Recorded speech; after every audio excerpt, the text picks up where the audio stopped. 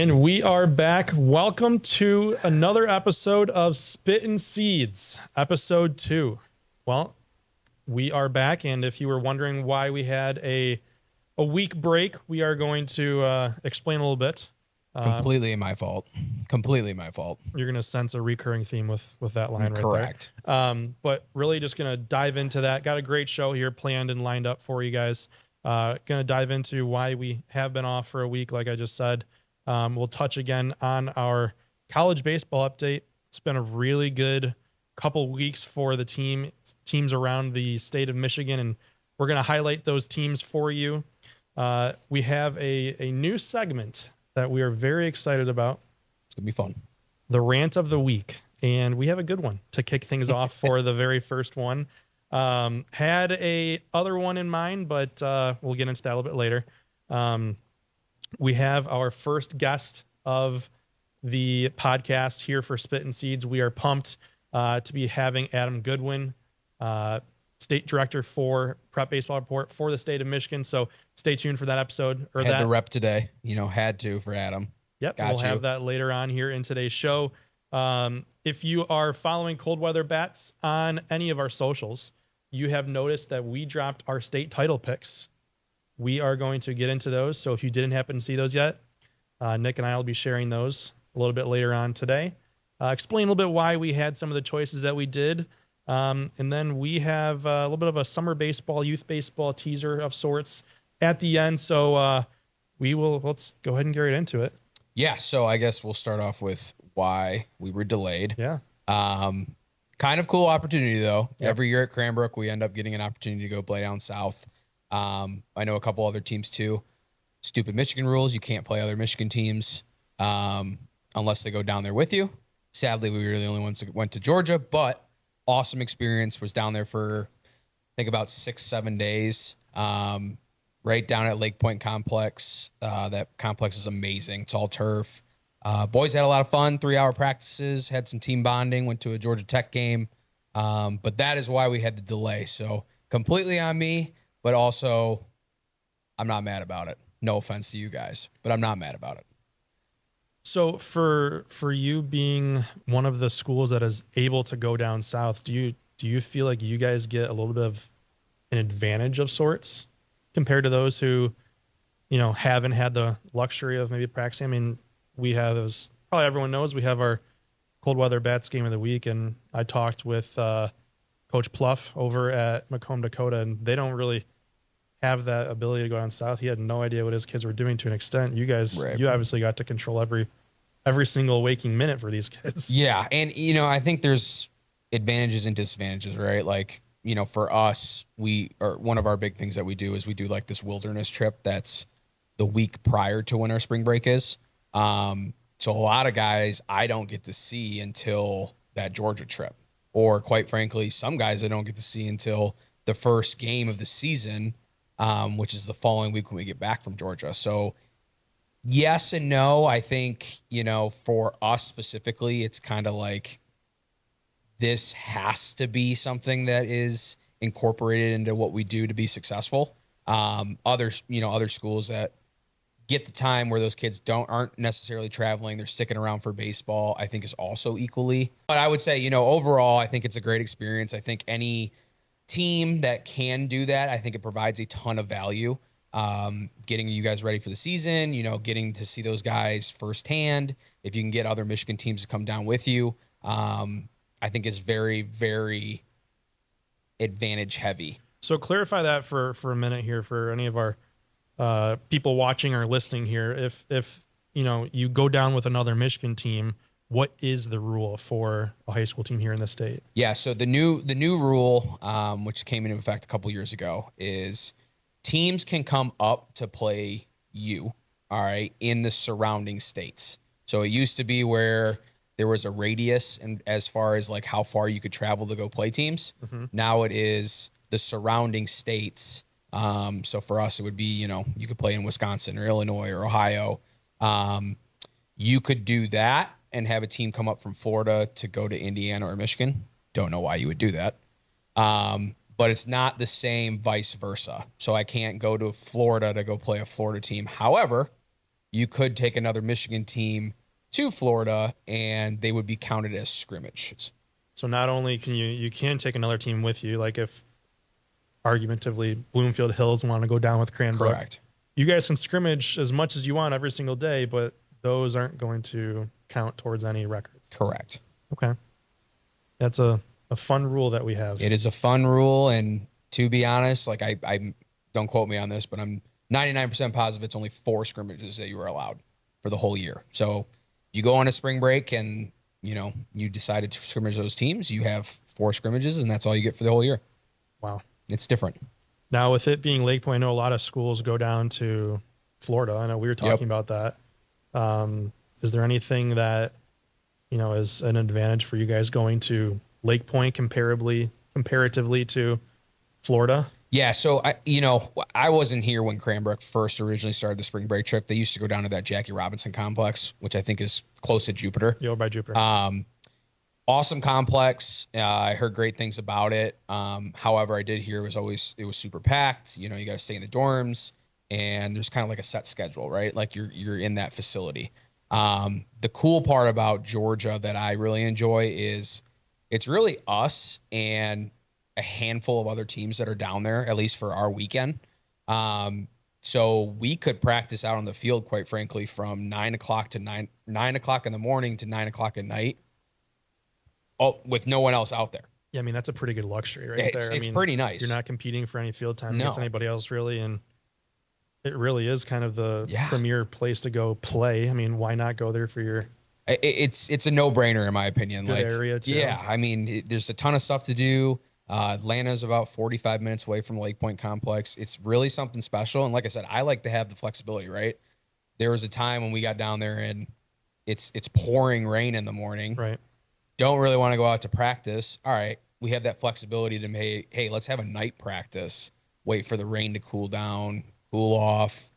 And Yeah, it doesn't suck. No, it doesn't suck. And like I said, I think it's something that's special, and I think it's an affordable trip. Where you've seen plane tickets to Florida, like it's expensive, and that's why I like the Georgia. It's an hour and a half flight. I hate flying, but hour and a half flight I'll take all day. Right. But yeah, I mean, I think it's awesome. Not that Atlanta It's airport. massive. It's terrible. Yeah. So that could be another hour-long pod just on Yeah. on airports that we've had to deal with. Yeah. All right. Well, happy to have you back. We will be on a regular schedule now for you guys. I am holding him to it. We will have a new podcast with a video as well as our audio every other Monday. Be sure to, if you haven't yet, subscribe on Spotify, YouTube, Apple Podcasts, Amazon Podcasts, Podbean, wherever the heck you hear your podcasts or watch them. Be sure to subscribe to Cold Weather Bats. We are now everywhere. Everywhere. And we have our website. Have you seen our website yet? It's pretty cool. That's sweet. And I'm not just saying that because I built it, but it's really cool. Coldweatherbats.com. We are going to have all of our history from all of our old Super 25s. A lot of people have been asking us, where was Cranbrook ranked back a year or two ago? So if you're curious, that'll be on our website here in the next couple of days, and you'll be able to see exactly where those schools were ranked as far back as they go. Mm-hmm. So, all right, let's transition on into our college baseball update. A lot of good baseball has been played over the last really couple of weeks here in the state, team-wise, player-wise. We'll just go right on into it. Yeah, so we'll kind of take us around. Again, we're only going to really cover the teams that we feel are doing a good job, and I would say that are exceeding expectations. I know there's some good teams that are kind of struggling right now that we won't necessarily mention. But again, we want to highlight the tip top. All right. So we're going to start off in the Big Ten. All right. Big Ten, Michigan State University having a good year. They are 4-5 currently in the Big Ten conference. They had a couple big, couple hard series in the Big Ten. They're 17-10 overall. Excited to kind of see what Boss has in store for really the rest of the year. I know the Michigan State series is going to be a nice battle with both of them kind of being good. And that kind of leads us into our next one. University of Michigan, 7-5 in the Big Ten, 16-12 overall. Still having a very good year. Young team. Mitch Vaught over there is absolutely killing it. Love watching him play. I don't know if you've seen him play yet, but kid's a dog. All right. And He's very good. He's very, very good. So that takes care of the Big Ten for us. We're going to head over to the MAC. I know I'm moving kind of quickly here. I want to get more into the players today rather than the teams. So going over to the MAC, Eastern Michigan University, 8-4 in the MAC, 13-12 overall. And then this is a crazy stat, but they are 12-6 when playing away. It's pretty impressive. All right. They only got 13 wins, so 12 of those are on the road. It's pretty impressive. I'll be curious to see what they do when they play at home, and kind of see where they end up in the MAC standings at the end of the year. That's different. It's definitely different. 1 win at home and 12 on the road. It's crazy. It's the craziest thing I've ever heard of. Whatever works. Hey, I got no complaints here. Moving over to Division III, Kalamazoo College, 3-1 in the MIAA conference, a conference that I feel that they should win. It's going to be them or Adrian, and they're coming in at 15-5 overall. Pretty damn good. Again, Mike Ott doing a great job over there. I'm excited to kind of see where they end up finishing, and if they make a little run to a little World Series title, we will see. Going over to Division II having a hell of a year for quite some people. They are. We got Davenport University. They are 7-1 in the GLIAC conference, 21-6 overall. And I did just see that they came without, I think it was, don't quote me on which poll it was, number 9. I think Nationally. you are correct. Yeah. I am correct. Yeah. And by the way, speaking of that, they had the most outrageous walk-off win the other day. I don't know if you saw that. I did, and I'm pretty sure I saw it on a few other national baseball pages. I mean, it was a walk-off walk with a pass ball that scored how many? 3, I believe. Yeah. Yeah. The most absurd thing I've ever seen in my life. Quite frankly, I don't think it's been done in college baseball. No, I've never like heard that. anything like that before. So, yeah. Crazy. But anyways, off to a 21-6 overall record. Really killing it. Looking good. We'll say in the GLIAC, Saginaw Valley State having another great year after the great year that they had last year. 3-1 in the GLIAC. Definitely haven't played as much games with Davenport as far as conference play goes, but sitting 18-7 overall. Excited to see that group. Again, another young core. They believe in their high school athletes. I think it will be exciting to follow through the end of the year.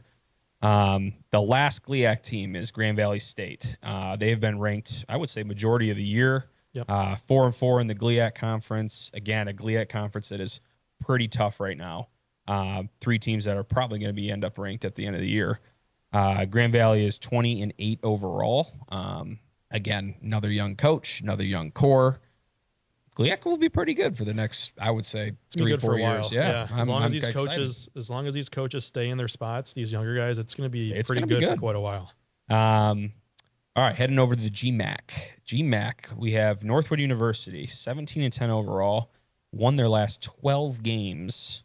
Go Timbies. Go Timbies. Let's go. They are 12-0 in the GMAC conference. Yeah, that'll do. That will do. That will do. All right, definitely had a rough little start to the year, Yep. but man, have they clicked. The culture is changing, and it's changing fast. The last one in the GMAC is going to be Hillsdale College, 7-5, 15-13 overall. Very, very tough school to get into, very high academic. A school that you probably don't hear much of. Brand new complex, a very exciting new staff, and definitely a program I feel like in Division II baseball that you're probably going to have to keep an eye on the next 5 years, I would say. All right, NAIA baseball. Okay, we're going to start off with the fearless leaders, Concordia of Ann Arbor, 25-5 overall, and 10-2 in the WAC conference. Very, very good. They play everybody hard. It's always a 1 or 2 run game. Excited to kind of see what they do. And again, I could see them making a World Series type of run, especially with, we talked about last year, the program. It's going to be intense when it gets down to it. Another program, Cleary University, kind of making a name for itself. 6-4 in the WAC conference, 16-14 overall. Again, another program that kind of had a rough start to begin the year, but has really started to pick it up as of the last 2 to 3 weeks. The last one, Madonna University, 7-5 in the WAC conference, 17-16 overall. New coach there, Drew Heward. Shout out, Drew. Shout out, Drew. We love Drew. He does a great job, runs exposure of the Grands, which is one of the best tournaments. Absolutely. Period. But he does a great job with recruiting. I think he recruits. He recruits. I think Madonna's got something special in him. I'm excited to kind of see how he takes that program. And that kind of wraps up the NAIA. JUCO will be our last one. We kind of have 6 teams that we feel are really off to a really good start. It will be a very tight finish. Mid-Michigan Community College, they're sitting at 12-7. Henry Ford Community College at 14-3. Macomb at 13-9. Shout out, Jelly. Shout out, Jelly. Lansing at 15-6. KVCC at 14-6. And then Kellogg at 15-8. Lots of close races. It will be exciting to follow, especially at the end of the year. I'm pretty sure Lansing, KVCC, and Kellogg are in the same bracket right there, which will be insane to watch. All right, so that takes us through our very short and quick synopsis of the college teams. We are going to get into the players now. There were a ton of players to go through. We try to stick with the teams that we kind of went over. A ton of talent in the state of Michigan, a ton of talent that we wanted to kind of put out there. There are some guys that we are going to miss, but these are the guys that we both felt were, I would say, a little above everybody else, at least to start. So we'll start off here with Michigan State. Ryan McKay, who I think we both know very well, great kid, undersized, but do not get me wrong, he's got some juice. He went to St. Mary's Prep. He's a sophomore over there. 364 average. He's got 10 extra base hits with 3 home runs, 16 RBIs, 8 stolen bases, and 30 runs scored. Off to a really, really hot start. Starts over at second base the last 2 years. So someone to definitely keep your eye on. Would not be surprised if he gets a little draft love as he gets older. The next guy, Sam Bush. He is an East Lansing native. That's pretty cool. Mm-hmm. So East Lansing, staying in East Lansing. He's a redshirt senior, batting .321. He's got 15 extra base hits, 8 home runs to lead the Spartans, 32 RBIs with 22 runs scored. A guy that I, quite frankly, have not really heard of until recently. To have those numbers is exciting to kind of see. I think Michigan State's got a lot of home runs still to come. I think it's going to be exciting to watch, especially when we get into the later Big Ten play. And that will lead us kind of into our next kind of Division I group. Eastern Michigan. All right, Logan Hugo over there. And I am going to butcher this high school name, so it is on you. Yeah, he's a senior from Essexville Garber. I don't know how the heck you're going to butcher that. He's really had a fantastic year. 7 home runs. Pretty sure he's leading the team. Yes. You're responsible for this part, so I don't have all of their stats, but I know when I looked recently, he was leading their team in home runs, and he's definitely, ripping the cover off the baseball for Eastern Michigan right now. Yep. The next one is a former USA Prime alum as well, Bowling Green State University redshirt sophomore Brady Birchmere. I know, Ruby, you coached him. Great kid, fantastic kid. Yeah. I mean, if you want to kind of go over his backstory, it's a pretty cool story. Great kid, great family. Played for me with USA Prime last handful of years before he went off. Decided to go to Bowling Green. Had a arm injury that he played. Brady, I mean, it's probably longer than he could even imagine. Yeah. That he had the injury for. Finally got it fixed. Want to point out, while he had this arm injury, he decided to step on the mound at Bowling Green, where I actually put him on the mound, and he hit 90 in front of the coach, and that was kind of cool to see. But anyways, he's really come into his own this year, hitting the cover off the baseball. One of really the 2 leading hitters in the entire MAC, besides an individual that is at the University of Miami of Ohio, who they have a series with this weekend. funny story with that. We had for USA Prime, we were doing some of these sweatshirts that we were giving away. I still keep up with a lot of my former players. When I have any of my kids, I let them know, or anything goes on, I let them know what's going on. They all touch base with me. Brady wanted a sweatshirt, so I'm like, okay, whoever hits a home run gets a free sweatshirt. I will do it. And within about 4 hours, I was mailing another sweatshirt to Brady. So it's all about motivation. Yeah, apparently that really motivated him. So, but that'll take us right into SVSU with another really good player. That's going to be Lucas Mead over at Gladwin. Yeah, I mean, Lucas is having a phenomenal year. Sophomore at Gladwin High School. He's batting .511 to lead the team. He's got 15 extra base hits, 26 RBIs, and 25 runs scored. Hell of a year. To have a year like that as a sophomore with 2 years still left, I think you're going to put your name on the map. So I'm excited for Saginaw Valley, and quite frankly for him. Staying in the GLIAC, we got Northwood, Miles Beal. Ruby's a Northwood alum. He loves the Timmies, and this guy is definitely a Timmy.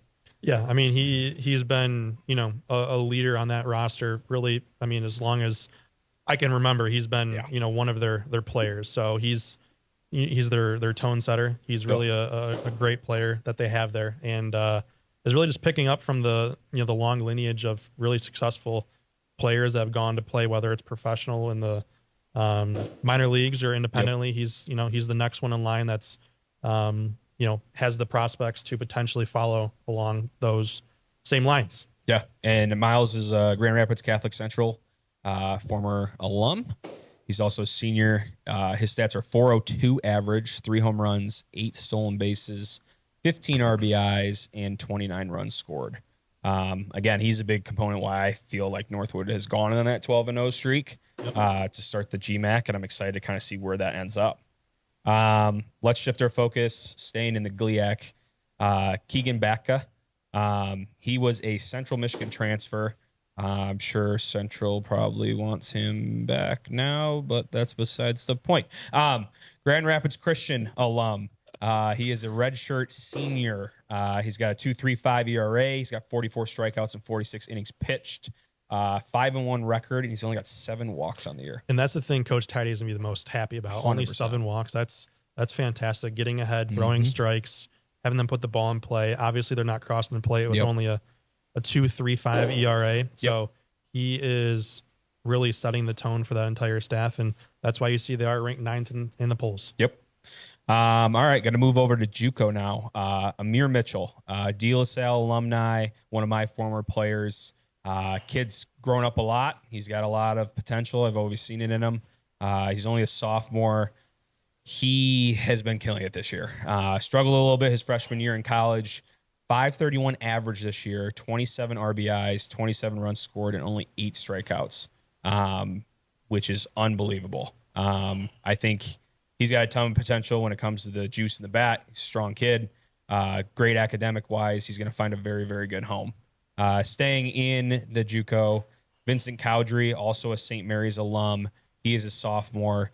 He is leading the entire state in Michigan in home runs with 11. What? Oh, yeah. 11. Wow. Killing it. Batting .365. He's got 28 RBIs, also 5 stolen bases as a catcher. I know Jelly, we've talked about this quite a few times. Got a ton of love from a lot of schools. Lot of interest. Lots of interest. It will be exciting to see where Cowdrey ends up. Yep. And again, I think St. Mary's, produces guys, right? I mean, can't say that enough. It might be a hot take, and that's fine. I mean, there's 3 St. Mary's guys already on this list, and we will see.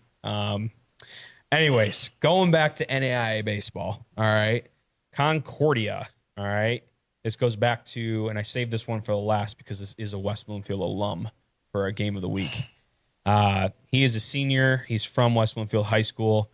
He is absolutely killing it. 454 average, 15 extra base hits, 4 home runs, 34 RBIs, and 33 stolen bases. That's awesome for Jake. Okay, he's killing it.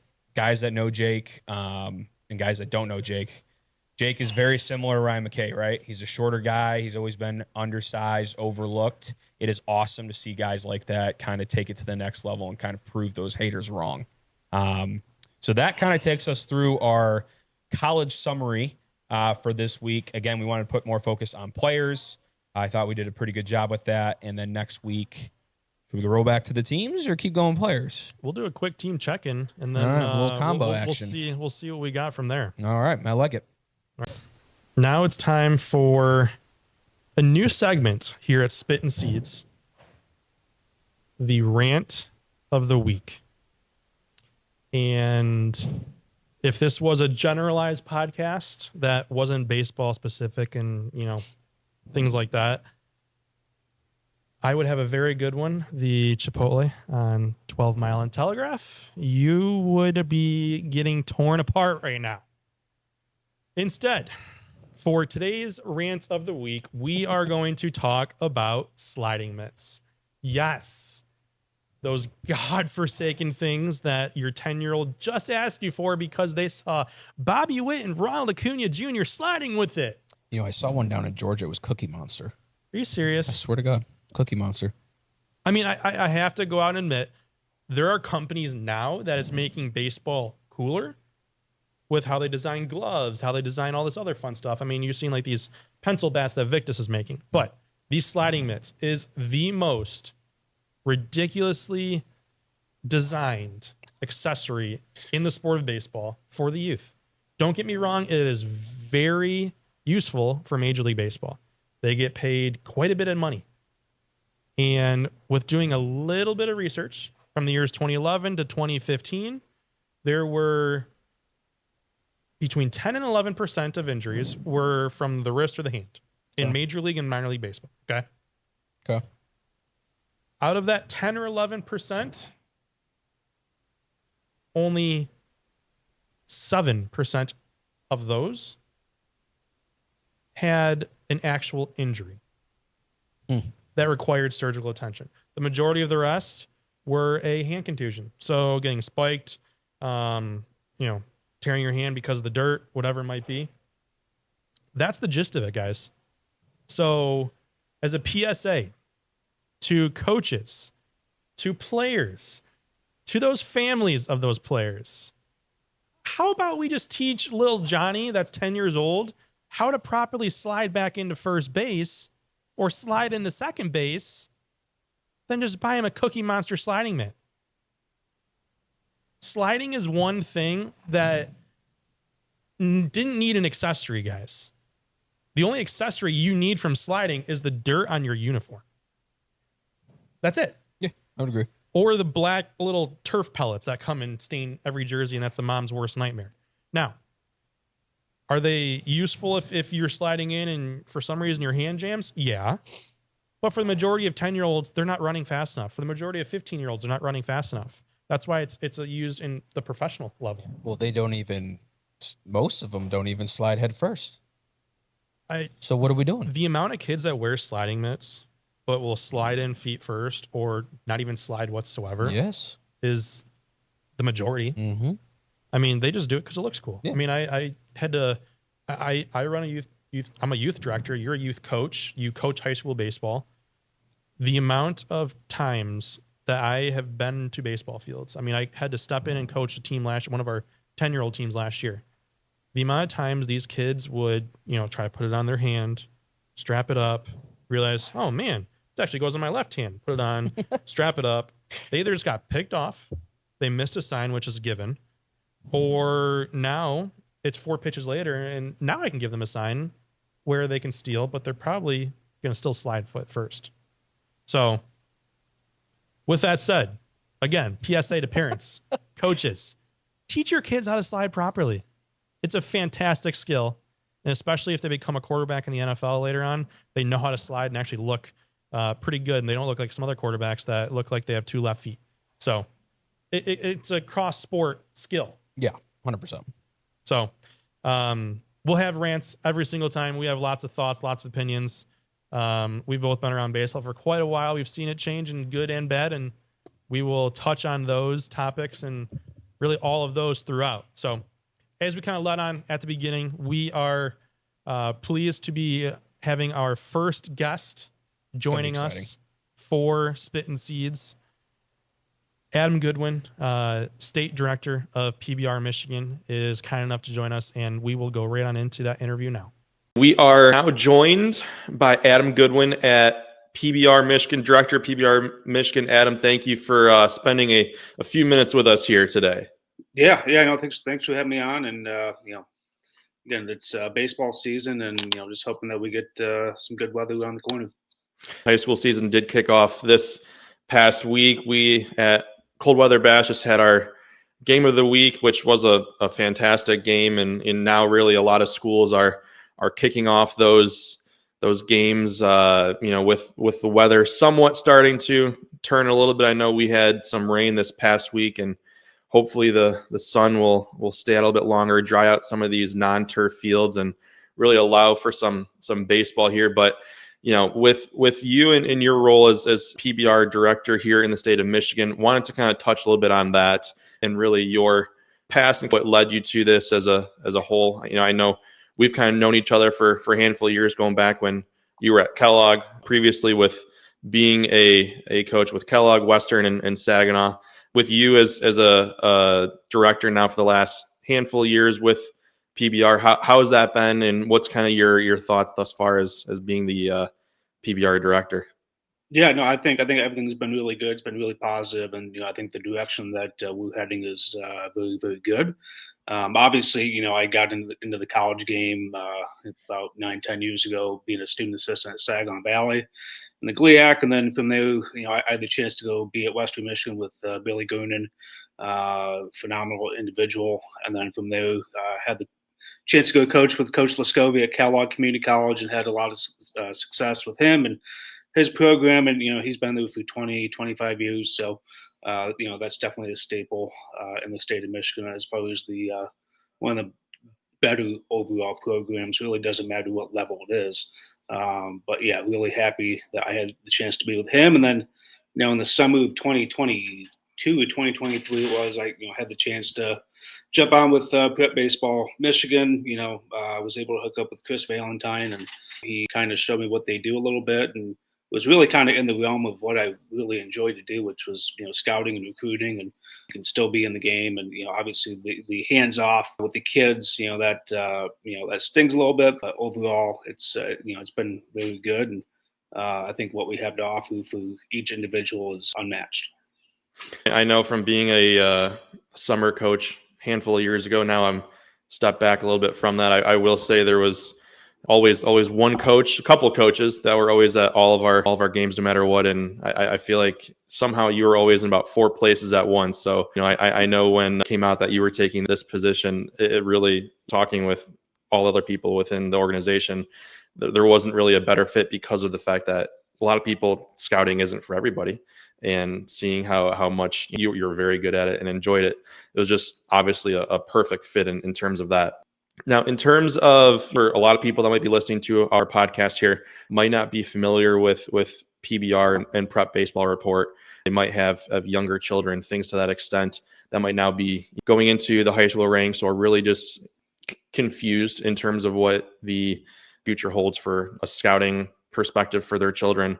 Talk a little bit about what PBR does that is maybe a little bit different, or how they are able to really go an extra mile and help with those type of younger kids while they grow through high school.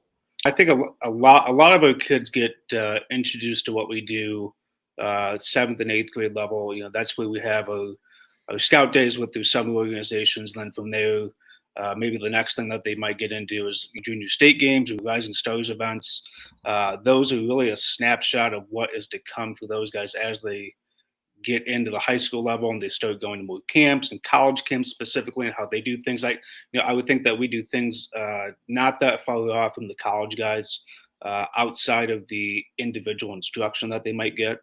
But I would say a lot of our guys get introduced at the Rising Stars events from a showcase standpoint, with the pro style workout with the 60s, the defensive evals, the BP, and then all the video that they would get. As a youth, as they're growing up, why is it good for maybe someone that's a 7th, 8th grade? You touched on it a little bit, but why is it good for someone that's 7th, 8th grade, or even just becoming introduced into high school, whether it's 9th grade? Why would it be a good idea for them to start going to these types of events? When is a good time for them to start attending these events? I would say freshman year is really when you want to start to hit it, just really because you can really get a baseline of where you're at right then and there.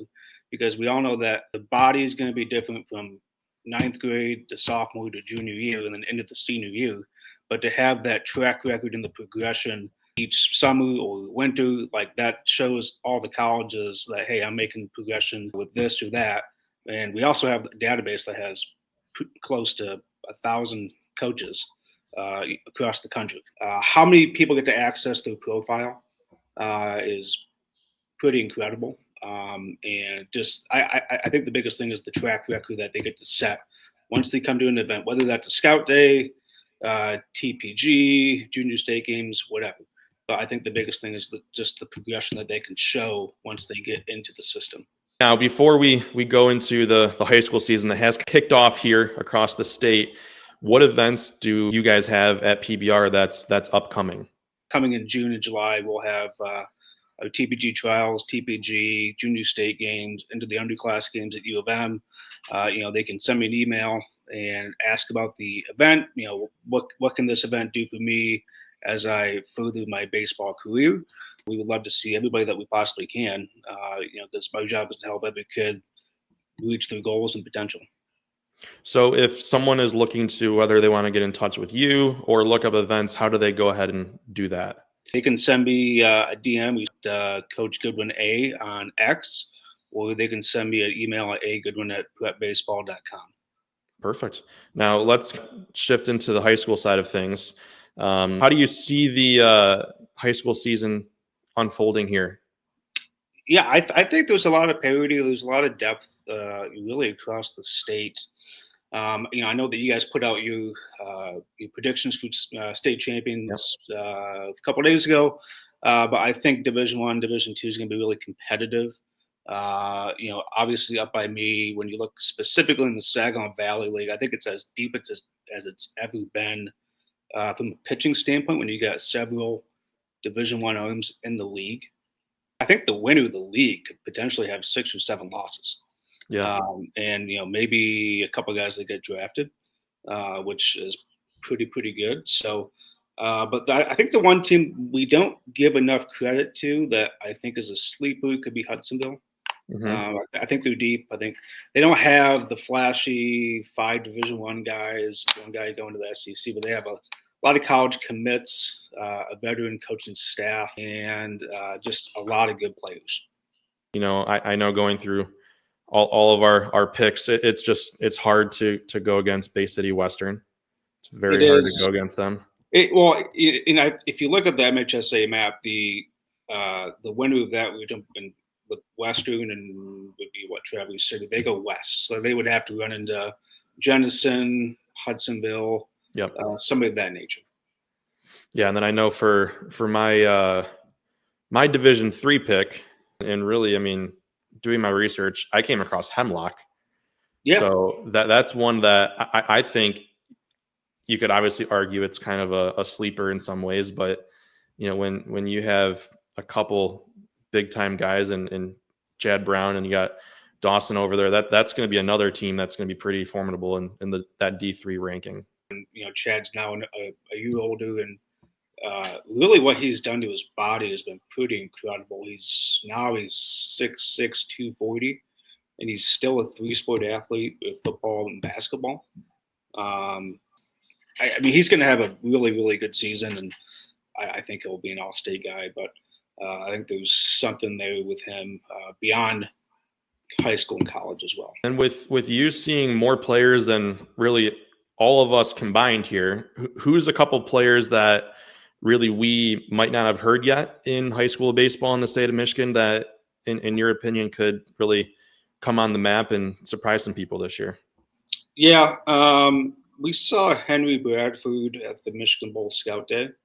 He's a 26 middle infielder, pretty projectable for him, can hit. Had a pretty good day yesterday. He's one to keep an eye on. There's a catcher in the 2027 class, Cale Hackenberg from Mosellus. And if people don't know, Mosellus is south of Kalamazoo by maybe 20 minutes, population of 99 people. But really elite catch and throw guy, left-handed stick. We think he's going to have a breakout spring and should really put up some big offensive numbers this high school season. Awesome, Adam. Well, thank you so much for joining us here, and hope to see you out on the fields this year. Yeah, absolutely. And look forward to seeing you guys and get out as much as we can. And looking forward to who's going to make it to McLean in June. And thanks, Adam, for joining us here. What a great conversation. Great guy, great insights. Really, no doubt in why he's doing so good in the position he's in right now. Yeah, I mean, I think he's the right guy for the job. I don't think it's an easy job. I think there's a lot of, parents want specific things, players want specific things, they want their numbers, numbers can be wrong. Like, there's so much that he has to go through, and I appreciate what he does for the game of baseball in Michigan and overall, and I think PBR is moving in the right direction. I really do. Yeah. So that'll take us to our last topic of the episode here, and that's just going to be summer baseball and youth baseball. So here at Cold Weather Bats, we have, really wanted to talk a lot about summer baseball and youth as a whole. So Nick and I are both very passionate in this space. It's something that we have lots of plans and thoughts for here coming soon. So with that said, with this episode coming out, if you check on our websites, we did just come out with our very first youth-based article that's going to be Thriving Through Summer, a guide for Michigan youth baseball families. We have lots of great tips, tricks, and thoughts, not only for players, but families and coaches as well. We are really going to be putting an emphasis on this as the calendar turns not only from April to May, but May to June, June to July, and so on. So lots of great things coming. So be sure to, follow with us on that. Yeah. And I guess, kind of last thing is we're going to be at the U-Trip spring kickoff, right? Next week. Make sure you come find us. We'll have some sweet gear. We'll have a booth. We'll be doing some podcasts. Should be a great time. Be sure to come out and find us. We are very much excited. We have some great things in store for that. So be on the lookout for that on all of our socials, our YouTube, our website as the week progresses here. But with that said, thank you all for tuning in, and we will talk to you next time.